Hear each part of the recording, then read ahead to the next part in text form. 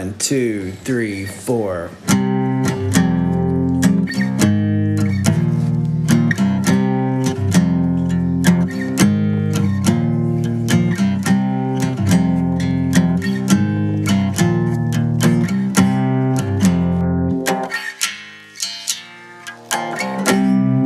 What's up? Welcome to the Chronological Society podcast, the place where we talk about Bigfoot, UFOs, cryptids, and today we're talking about ghosts. I'm Eric. I'm your host. With me, as always, is my bedmate. We're here with a place where the magic happens, making magic for you. It's going down. The one, the only. Wendy! That's right. What's up, Wendy? How you doing? I'm doing great. Can't complain. Here we are on the cusp of our mini vacation.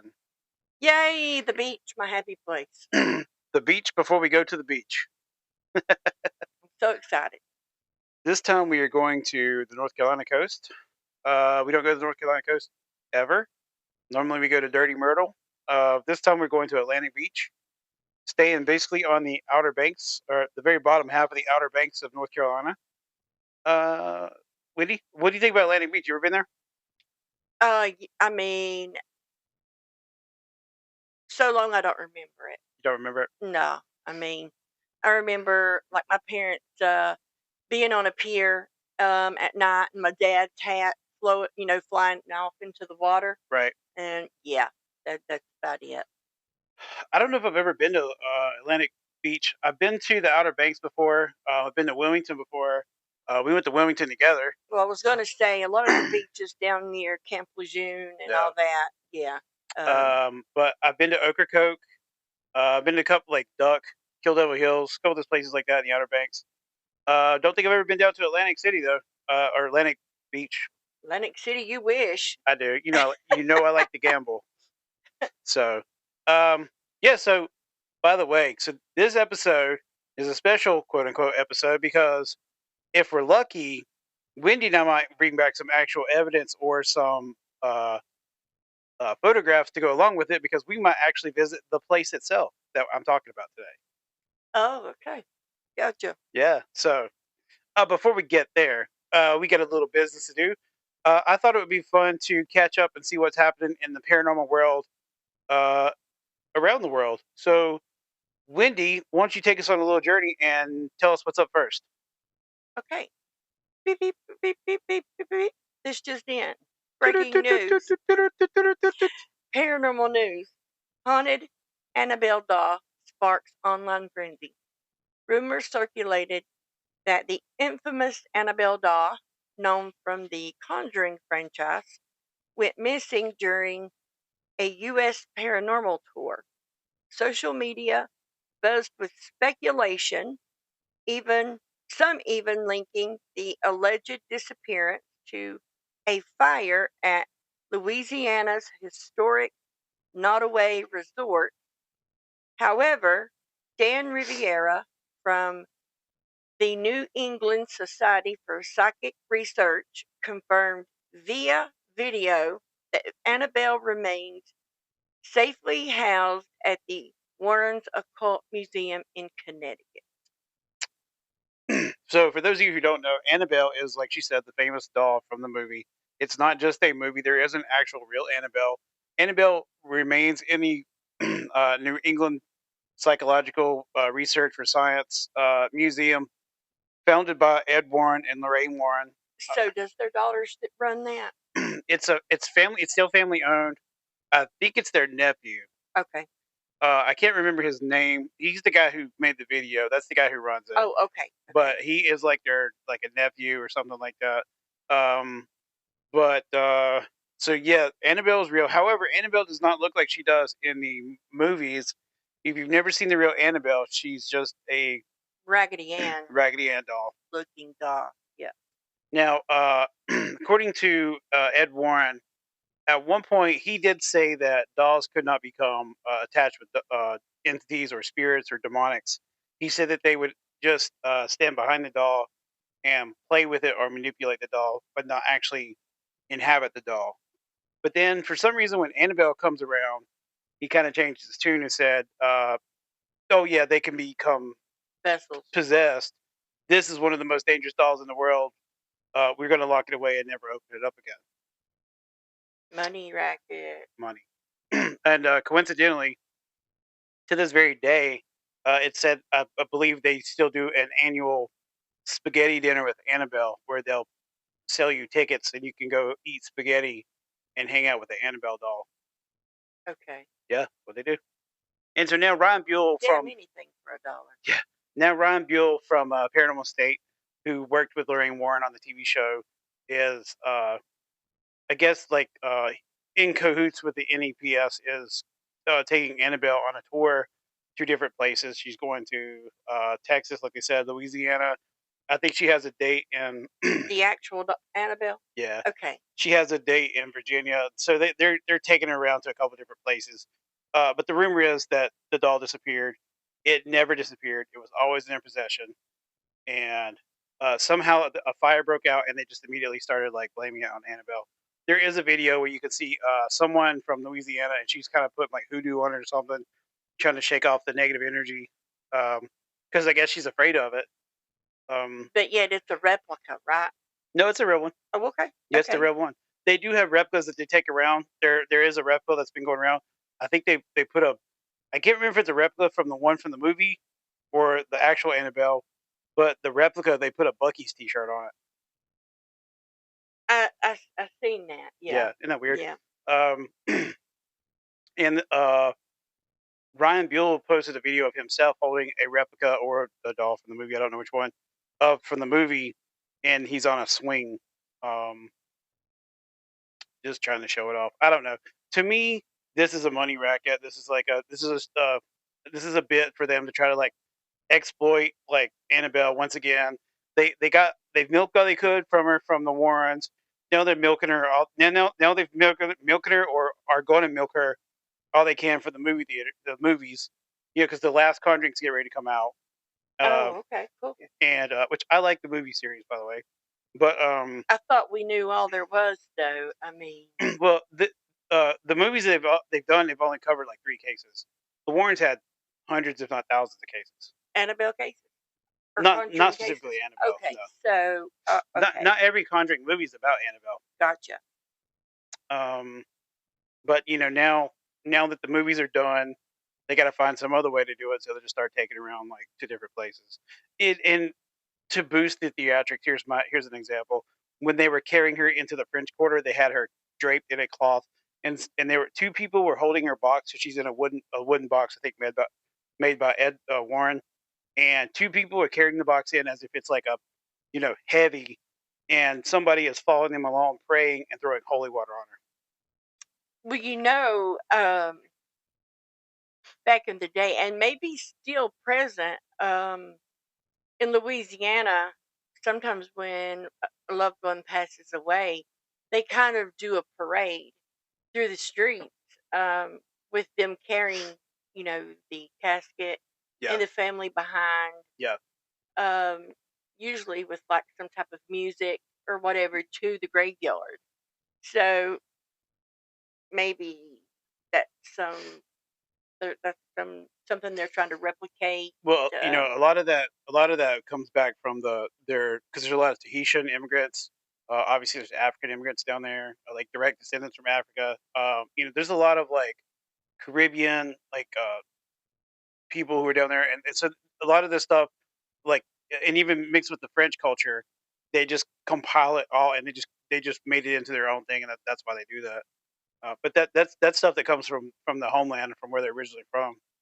Which that shit's cool. I mean, yeah, and in New Orleans, they go down the street, like you said, with a full blown jazz band or right. uh uh playing like ragtime music and Kind stuff. of like a celebration Oh yeah, of life more than the mourning of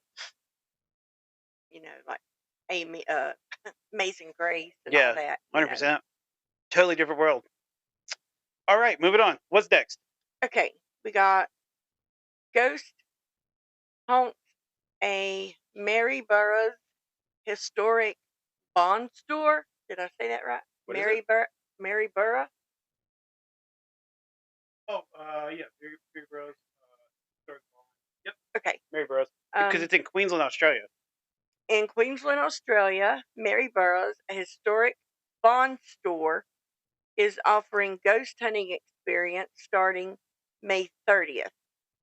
Participants aged 15 and over can use tools like EMF meters and spirit boxes to explore the site's haunted past.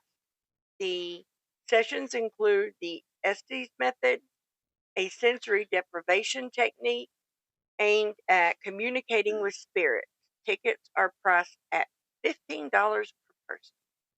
And if you don't know, Estes method is where they blindfold you. You put on noise canceling headphones, and then they plug you into a spirit box that runs white noise into your ear. And the theory is you deprive yourself of your senses of being able to see and hear, and the spirits can channel themselves through the white noise directly to you. You can hear it better. And it's called the Estes method because Connor from Hellier fame and from the Newkirks uh, actually created the method because he did it at Estes Park, which is where the Stanley is.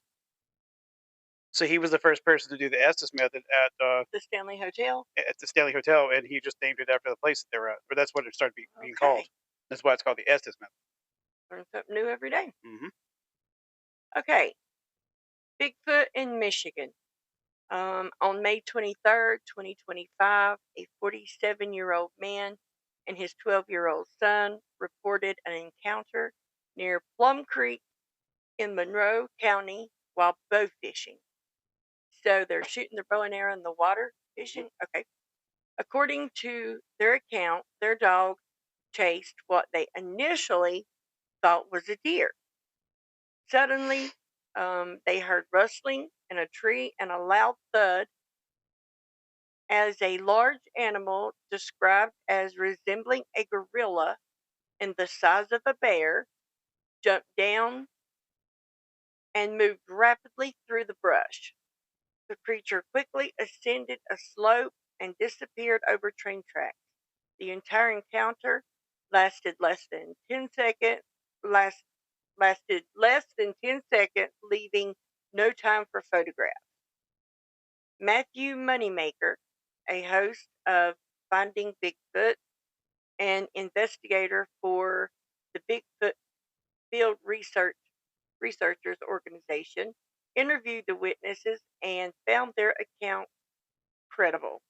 Michigan ranks 8th in the United States for reported Bigfoot sightings, making it a notable location for such encounters. A couple things. Number one, Matt is I believe he's the founder of the BFRO, and the BFRO is the premier research organization for Bigfoot. As you said, the Bigfoot Field Research Organization. Pretty much, Matt has created a network of Bigfoot researchers all across the country, kind of like the Bigfoot version of MUFON, where they can call up investigators that's in your area, and they'll go and investigate your claims. If Matt finds it deemable or claimable, like plausible, he'll come out himself and investigate. Is he the one that lost all that weight? Yes. Okay. He's the one that's always smoking, got like a ponytail. Well, I mean, back when they were on TV and we used to watch it, and then it went off, and then you see him years later and he looks like totally different. Yeah. And I was like, no, I don't think that's the same person. But I mean, he had lost so much weight. I mean, he looked totally different. That's the guy. Another thing. So Bigfoot jumps down. He runs away. He goes across train tracks, which I think is crazy because all the time in Bigfoot stories, you hear them being seen near or on like train tracks or the lane that they've cut out for like power lines, go through the forest. And Bigfoot uses those trailways as an easy way to move around so that they don't have to go through the forest. Like a map, kind of. I think it's kind of cool that they included that comment because that seems a little plausible to me. According to all the other stories, if it is in fact true, a lot of things kind of match up. So that's interesting. I wonder why no one thought to look for footprints. Because if a Bigfoot ran away from me, the first thing I'd want to do is number one, find him, and then number two, look for footprints. Maybe it was muddy. Yeah, Could be. I don't know. he might not. He might not have left any. Well, of course, especially if he's running down the train tracks, he's not going to leave footprints on a train track. I say he could have been a she. Could have been a couple of them. Well, I was going to say if it was the size of a bear, it could also have been a juvenile. Yeah. Um. You know, and also a lot of times they're discovered by dogs. I just watched a video today from North Carolina where this guy was out walking his dog, and all of a sudden his dog started freaking out and took off running. And then you see like a tall bipedal creature run away, uh, broad daylight in a field, right across from this dude's house. And this guy's like scared to death because he's afraid it's going to kill his dog. But it's not a bear because it's running on feet. So that's kind of cool. Well, I mean, it would make sense because they see something strange. They're gonna make a ruckus over it. Yeah. Oh yeah, this dog's gonna sniff him out. Oh yeah, What the fuck is in this tree? yeah. What's that smell? Bigfoot's like, damn it! Has to take off running. Fucking dog. Fucking dog!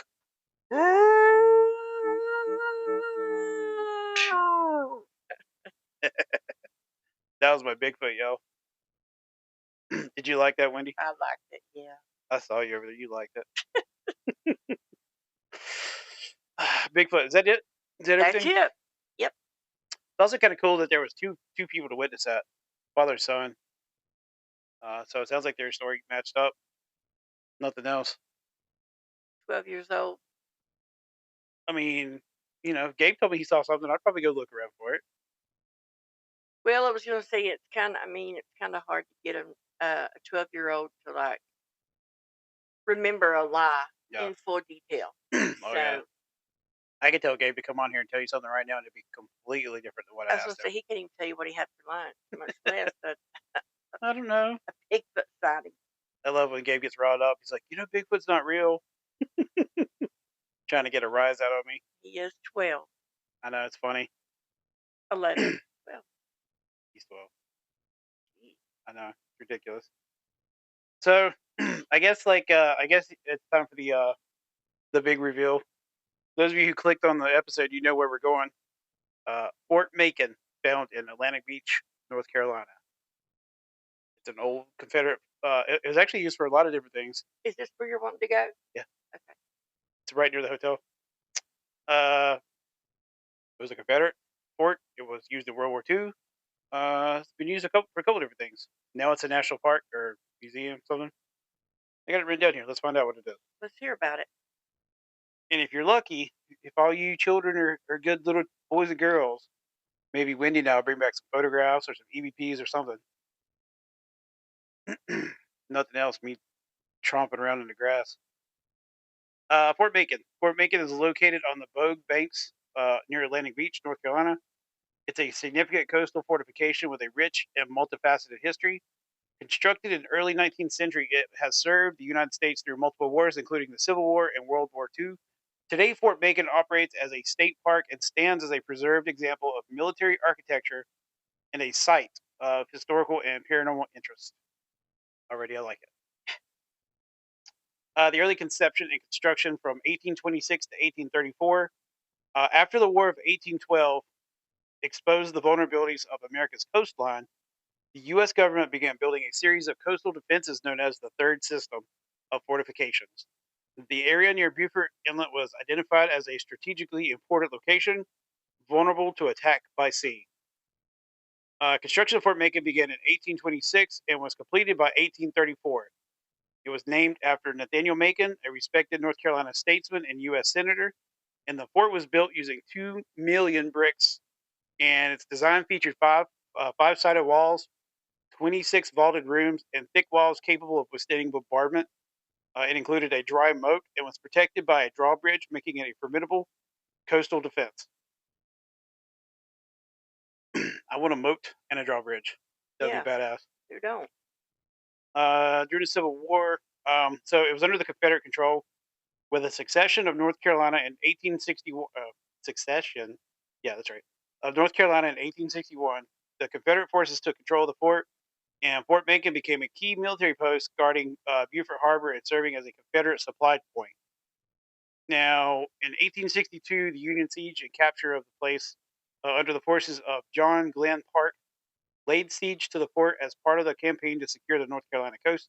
And after 11 hours of bombardment on April 25th, 1862, Confederate commander Moses J. White surrendered Fort Macon to the Union troops. It remained under the Union control for the rest of the war. It was used as a military prison. Post-Civil War decline. After the Civil War, the fort saw limited military use. It was briefly re-garrisoned during periods of national tension, but gradually fell into disrepair. But by the late 1800s, Fort Macon was obsolete due to advances in military technology, examples of rifled cannons and ironclads. In 1903, the U.S. Army officially abandoned the fort. But in 1923, Fort Macon was purchased by the state of North Carolina for $1 under the condition that it be preserved as a historic site.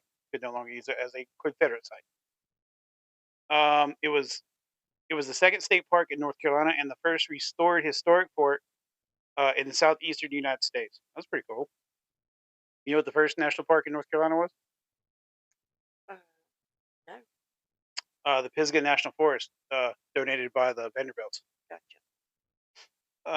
The Civilian Conservation Corps, or the CCC, helped restore the fort in the 1930s, clearing debris, stabilizing structures, and preparing it for public visitation. Unfortunately, World War II happens.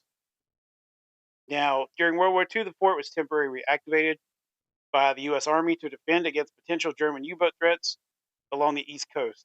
It housed troops and artillery and functioned as a coastal defense installation. And in 1946, it was returned to North Carolina Division of Parks and Recreation. You know, they did find German U-boats off the Carolina coast, if I'm not mistaken. Like sunken? Yeah, Okay, cool. they tried to come in. I think they even found. I have to look this up. Don't quote me. But I'm thinking they found one that they didn't know was it like coming in. It didn't sunk on its own, fruition. Mhm. And then later on, they were like, "Oh shit, this German U-boat's like almost made it to the Carolina coast." They didn't even know. Well, that's a good thing, I guess. Was there bodies there? I mean, I'm sure there was something. That noise that you're hearing is my camera like connecting to the internet. So please disregard that. Weird, spooky I've shit's been happening. here. Yeah. What? I've been to Fort Macon. Oh no shit. Yeah, with Kevin No fuck. on her Outer Banks trip. Yeah, How about that? yeah, Well, we might just go again. yeah. I figure we will. Yeah. So from 1946 to the present, today Fort Macon, son of a bitch. Today Fort Macon State Park is one of North Carolina's most visited state parks. The fort has fully been restored and features exhibits on military history, coastal defense, and the Civil War. The site hosts living history programs, cannon demonstrations, and reenactments, particularly during summer and holiday weekends. Here's the good stuff, though: the paranormal interest. Let's hear it. However, over the years, visitors have reported ghost sightings, unexplained sounds, and other supernatural phenomena, particularly linked to the Civil War soldiers. Wonder how many Civil War soldiers died there. Look it up real quick.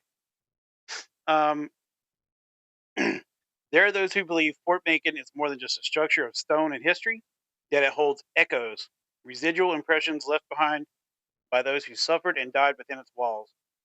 One of the most frequently told stories is that of Ben Combs, a young Confederate soldier torn apart by an exploding a mortar round in 1862. Jesus Christ. Um, he survived for 5 days. God damn. He survived for 5 days before succumbing to his wounds. Some say his spirit never left. Visitors report hearing faint moans at the infirmary casemate, and rangers have spoken of an unshakable sense of dread that settles in the air after sundown. Like the room itself is still waiting for Ben to finally take his last breath. What'd you find out? Okay, are you ready for this? Do it. Um, there were an estimated 1.5 million casualties reported during the Civil War. At Fort Macon? Yes. What? Yeah. What? Maybe. Hold on. Holy shit.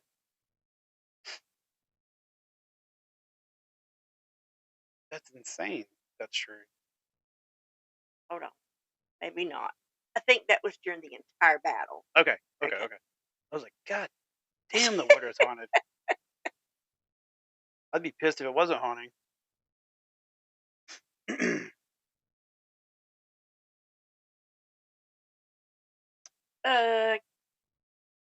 Go ahead. I'm still researching. Okay, back Do to your Ben thing. Combs. He survived for 5 days. Okay, we said that. Some say his spirit never left. I believe it. Visitors report hearing faint moans in the infirmary casemate. Rangers have spoken. Oh yeah, I already said that. Just so you didn't know, they had unshakable sense of dread that settles in the air, as if Ben's finally taking his last breath. They go, it's so spooky. I think I've heard that before. Staff working night shifts have experienced doors slamming shut without explanation, footsteps echoing along the upper walls when no one is there, and heavy iron latches swinging open in rooms locked for decades. One ranger claimed to be climbed to the ramparts after hearing boots pacing overhead. He found no one, but as he turned back, the footsteps resumed behind him. He never found the source. Some guests have claimed to see a man in a tattered gray uniform walking into solid stone or vanishing behind a casemate doorway. Others have felt invisible hands brush their shoulders or the sensation of being watched from the dark corners of the fort's corridors. There's one hallway in particular where people pause mid step, seized by dizziness like something unseen has moved straight through them. Paranormal teams have captured whispering voices on tape, sometimes faint, sometimes clear, enough to make out words, warnings like don't go, or single names repeated over and over. There are cold spots that hover in the same place no matter the weather, patches of air that drop to chilling temperatures even on August afternoons. Flashlights flicker without batteries, shadows move against the light, and in the silence of the old powder magazine, some say you could hear the shuffling of shackled feet from when the fort was used as a prison, long after those cells were empty. Fort Macon has been the subject of various paranormal investigations, with enthusiasts capturing phenomena like orbs, electronic voice phenomenon, or EVPs, and shadowy figures. These findings have been documented in videos and reports, adding to the fort's mystique.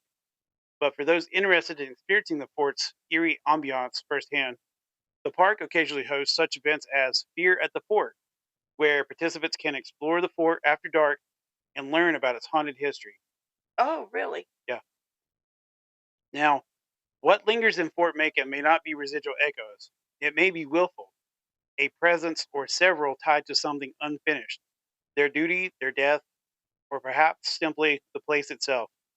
Whatever the reason, they have remained, folded into the brickwork and into the sea air, and into the rhythm of boots that still walk that ground when no one is around to wear them. And that is the haunting of Fort Macon.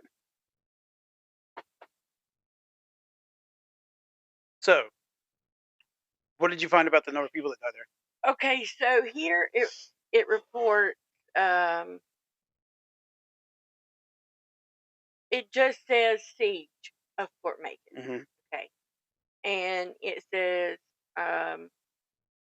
2 killed, 8 killed, 5 wounded, 16 wounded, 8 captured, 400 captured.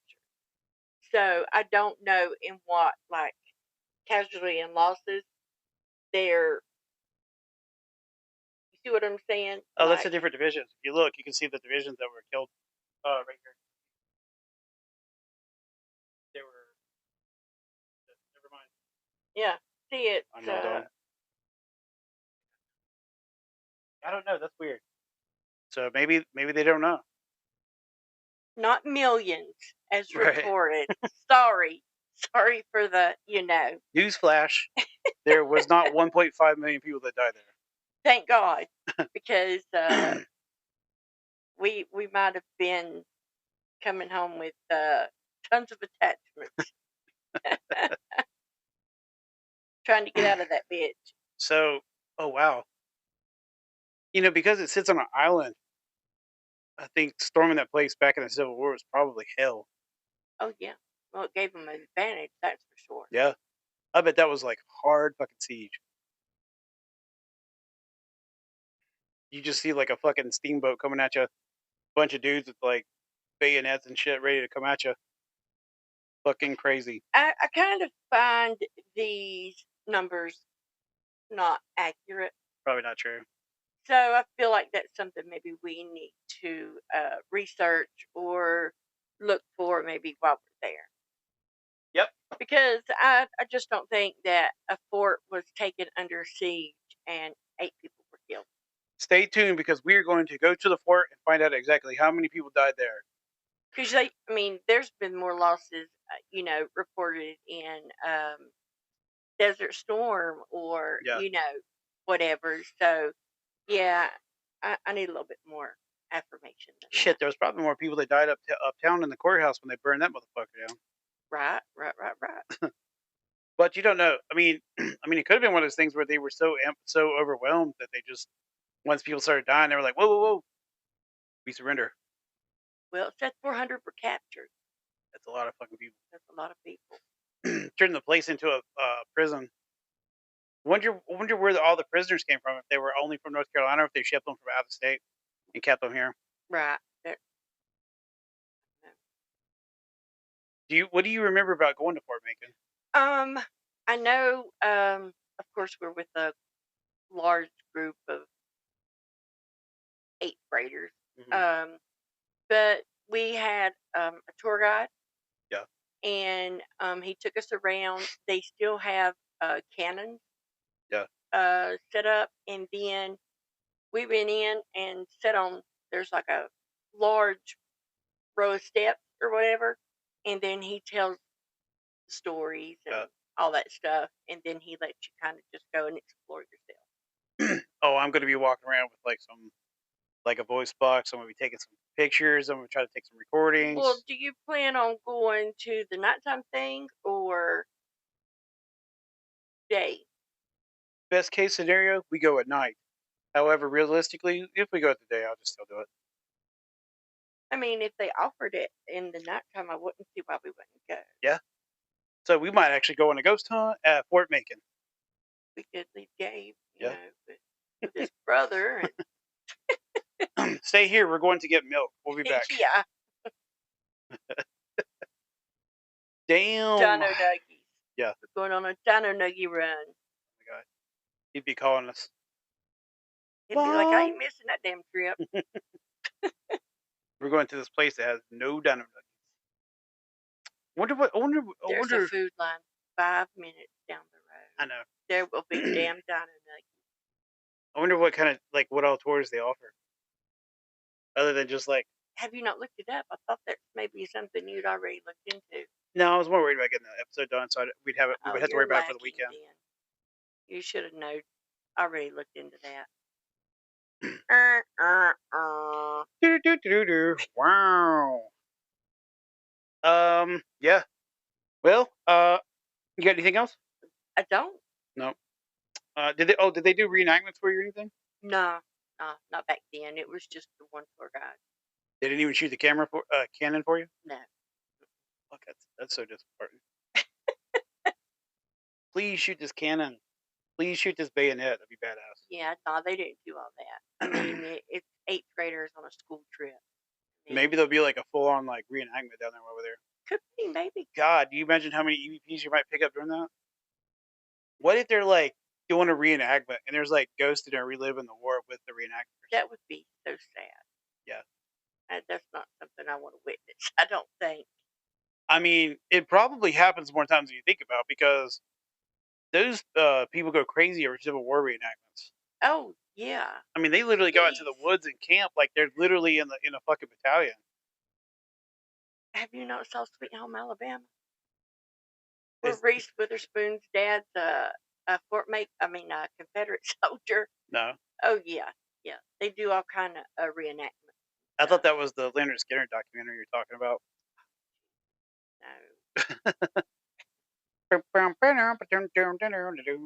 Trying to go to the state park and see hours, fees, and permit. Okay. Oh yeah, go see about the what tours they have going on. It said during summer and special events. Is it close enough to summer? They let you camp at the fort. That's what it says. God, can you imagine camping there and a ghost walk up on you? Speaking of Civil War ghosts, by the way, My favorite footage of a Civil War ghost ever. Actually, there's two. The first one, and you know the first one I'm talking about, is where the two guys go to the cannon in Gettysburg at the Gettysburg uh, National Park.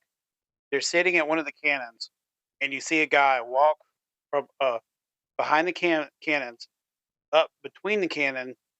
And once he came out, they're like, these guys are freaking out, and then he just disappears. Wow.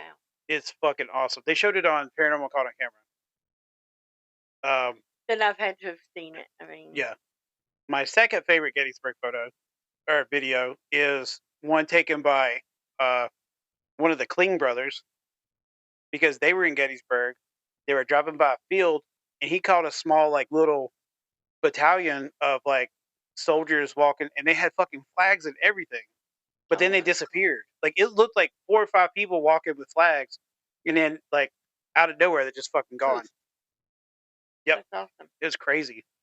This does say that NC's popular state park, which is at Fort Macon State Park, includes an 18th century Civil War fort, a recreation area with lifeguard protected swimming, a bathhouse, a picnic area. Civil War reenactments are performed during the summer months. Join a guided tour of the fort. No paranormal tour? Bet they only do that at Halloween. Oh yeah. That's why they said fear at the fort. Fuck. I'm trying to go on a ghost hunt. Well, don't get disappointed just yet. You never know. That's alright. I found my own ghost. I'm gonna go tromping through the fort. They might still have some, nighttime activities going on. Fingers crossed. Fingers crossed. Look, I got my fingers crossed. What do you think? Yeah, maybe. I don't see anything so far about like Yeah, probably not. a haunted attraction. By the way, it's funny that we're talking about this in the Halloween episode of Bob's Burgers on TV. No, it's all that. I looked up, saw like jack-o'-lanterns. Okay, to be continued. Nice.